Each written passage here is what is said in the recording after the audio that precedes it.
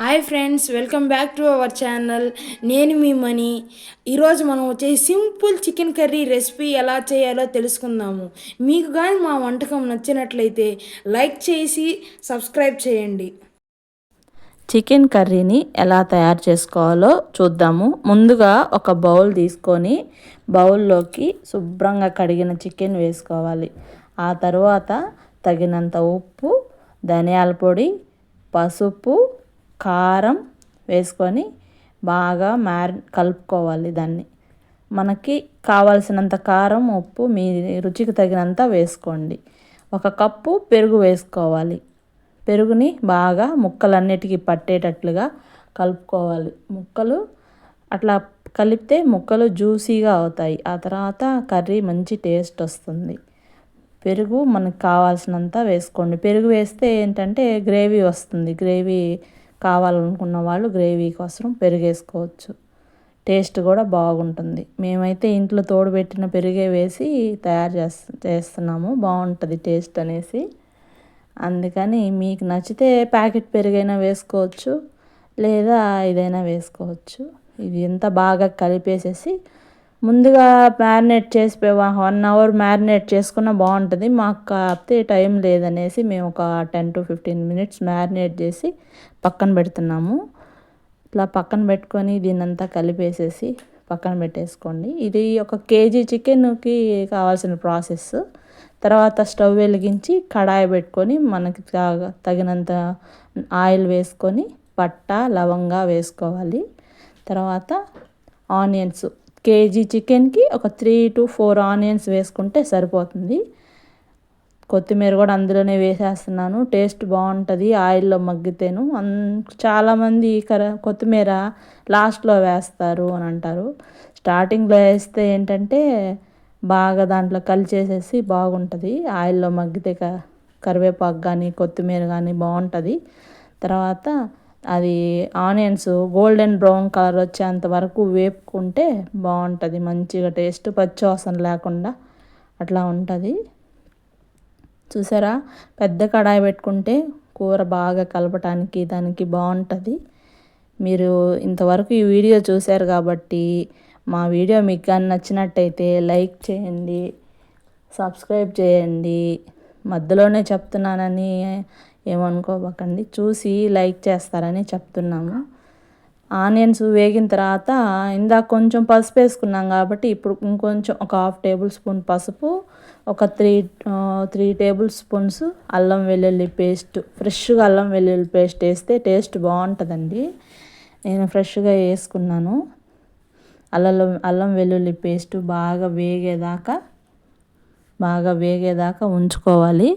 అప్పుడైతేనే బాగుంటుంది. పచ్చి వాసన లేకుండా వేయించుకోవాలి. ఆయిల్ అంతా దాంట్లోంచి రిలీజ్ అవ్వాలి బయటికి. చూస్తున్నారా, కలబెడుతూ ఉంటే అడుగంటకుండా బాగుంటుంది.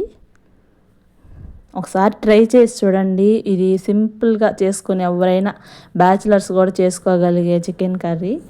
ఒకసారి ట్రై చేసి టేస్ట్ ఎలా ఉందో కమెంట్ చేయండి. మర్చిపోవద్దు కమెంట్ చేయడం. చూసారా, బాగా ఆయిల్ రిలీజ్ అయిపోయింది కదా. ఇప్పుడు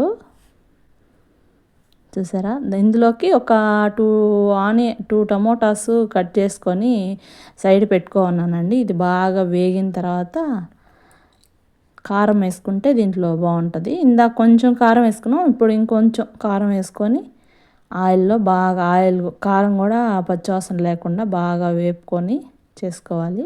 ఇప్పుడు కారం వేసుకుందాము. చూస్తున్నారా, కారం తర్వాత టమోటాస్ వేసుకోవాలి. అంటే వేగుతుందో లేదో అని నేను బాగా వేపుతున్నాను.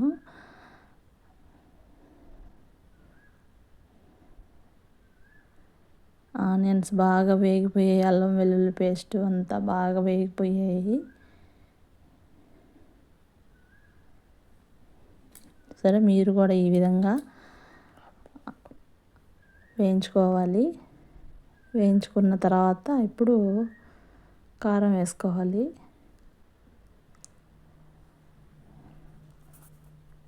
చూసారా, కారం నేనంటే త్వరగా వేసేస్తాను. మీరు చూసుకొని మీకు తగిన కారం వేసుకోండి.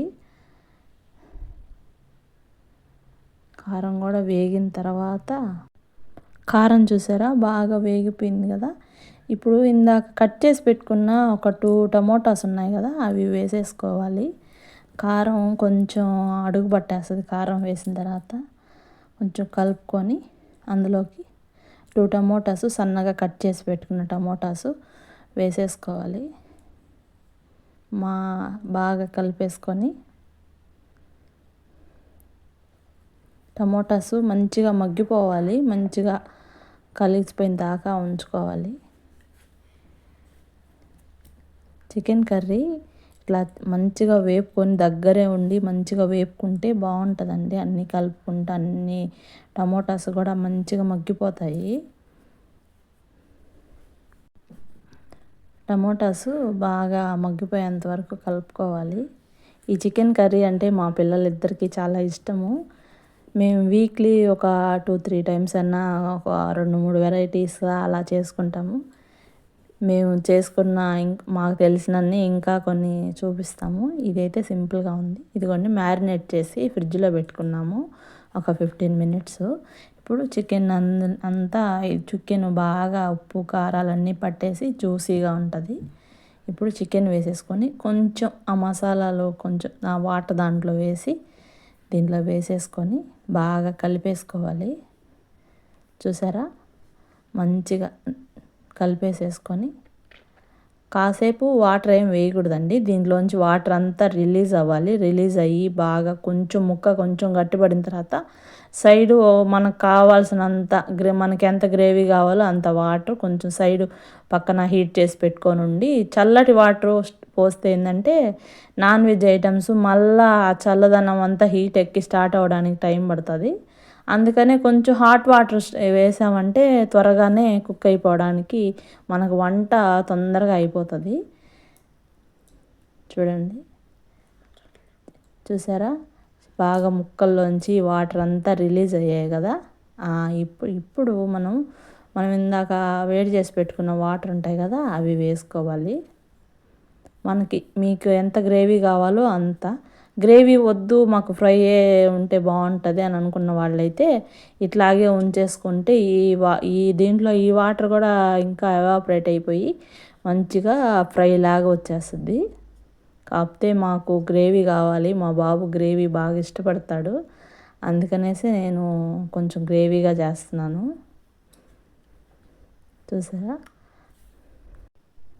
చూసారా వాటర్ వేసుకొని మంట లో ఫ్లేమ్లో పెట్టద్దు. లో ఫ్లేమ్లో పెడితే ఏంటంటే ముక్క ఉడికిపోయి పులుసు అట్లాగే వాటర్గా ఉండిపోద్ది. మంట హై ఫ్లేమ్లోనే ఉంచుకుంటే ఏంటంటే ఆల్రెడీ చికెన్ మనకి కుక్ అయిపోయి ఉంది. మనం ఏమి ఎక్కువ గంటల తరబడి కుక్ చేయబడలేదు. ఆల్రెడీ ముక్క ఉడికిపోయి ఉంది.